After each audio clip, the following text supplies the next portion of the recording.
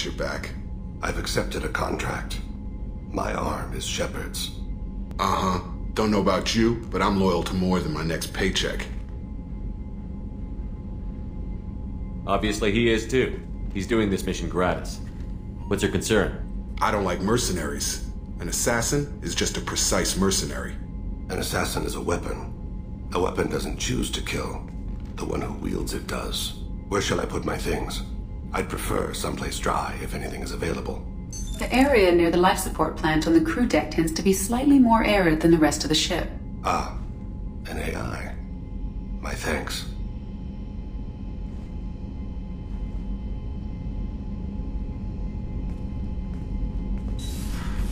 He seems quite civil. We need all the help we can get. He's not what I expected in an assassin. He may surprise you. Yeah, and he may not.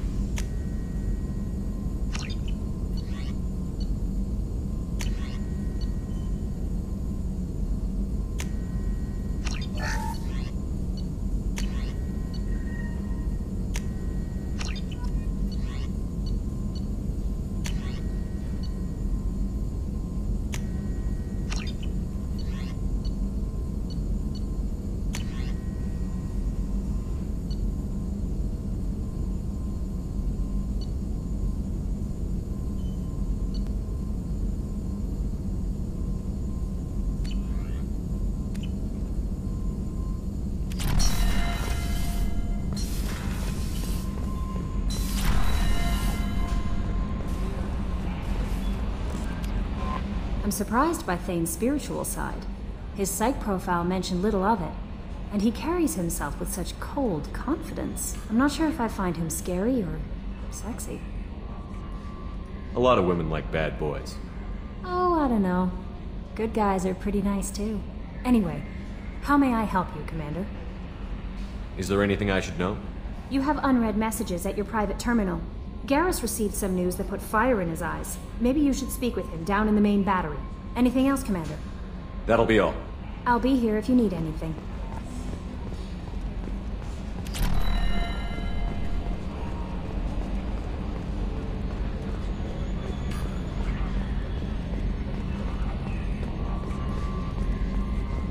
Oh, another dangerous alien aboard, Commander. Thanks! Why can't you collect coins or commemorative plates or something? I assume everything is going well up here? Quiet enough. What the... Trouble? No, it's nothing. Son of a... Very funny, Edie. Real original. Stop it. You did insist on manual control, Mr. Moreau. That's it for now. See you, Commander.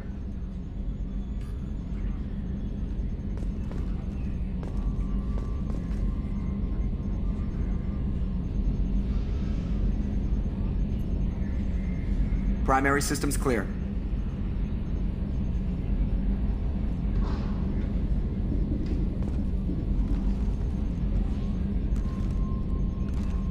Cerberus. Three-headed dog.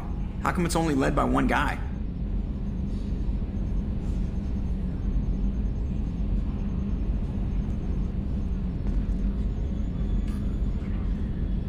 Yeah, this is 98% of my job. I just watch buttons flash. Sometimes I press one.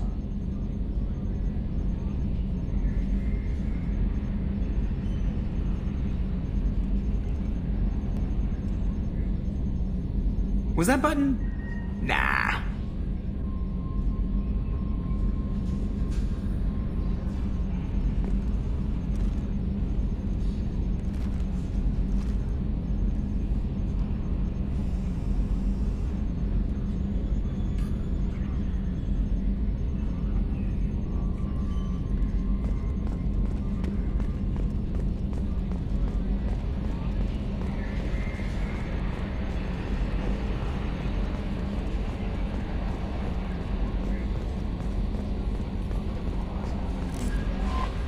Commander, you've received a new message at your private terminal.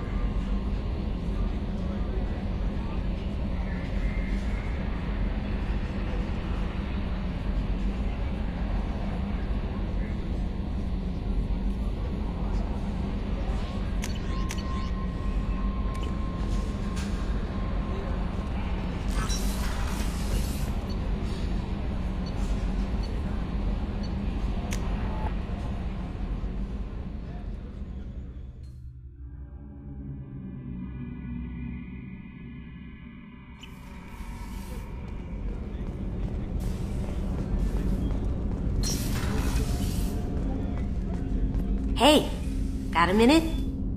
Liara Tassoni's got quite a reputation. I've done business with her people before. I'm not really sure what to do with myself. Not much call for thievery aboard a ship. Not a lot of people go in and out of Dr. Chakwa's office, other than to get medical attention, I mean. I hear you shared a drink with her. That's really nice. I imagine with all that's happened, old friends are becoming a luxury.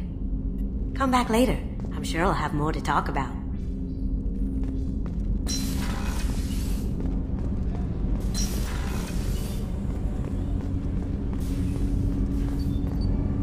Do you need something? You mind if I ask you a few questions?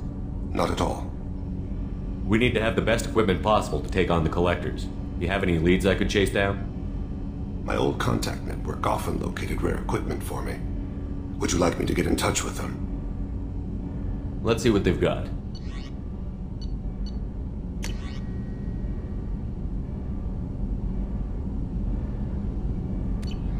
Let me know if you want to pursue that. You mind if I ask you a few questions? Not at all. The Drell live on the Hanar homeworld, don't they?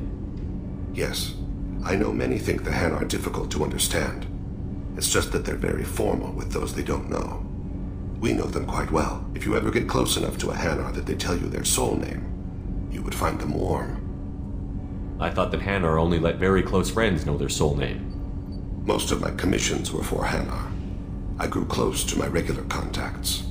Soul names tend to be poetic. A Hanar known for its cynicism might take a name that means illuminates the folly of the dancers. Hanar talk using bioluminescence. That's more of an obstacle than their politeness. True. Many Drell have had their eyes genetically modified to perceive their higher frequency flashes. I had the treatment. I can't tell the difference between a dark red and black, but I can see ultraviolet light as a silver color.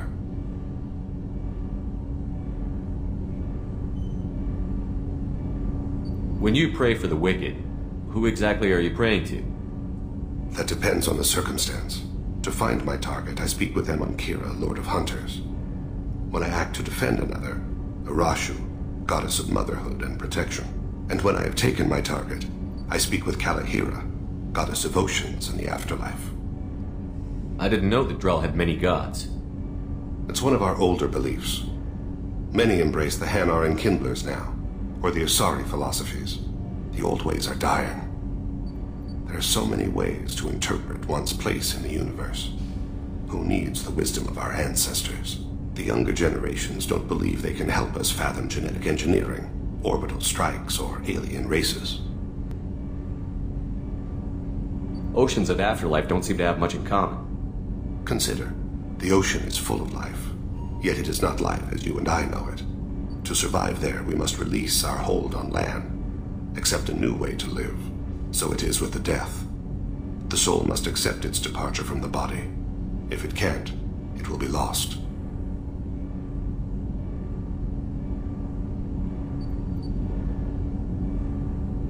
There's something else I'd like to talk about.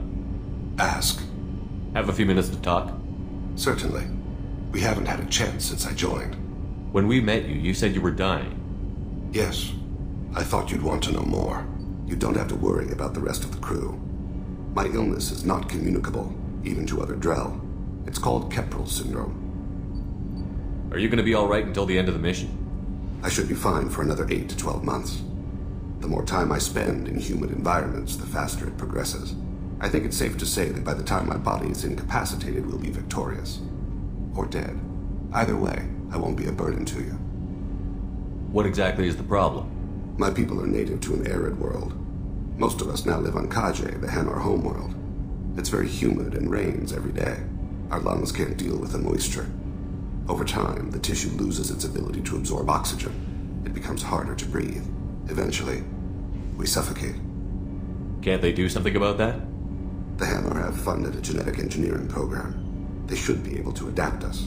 The project has only been running for a few years. I don't believe my body will still draw breath by the time it bears fruit.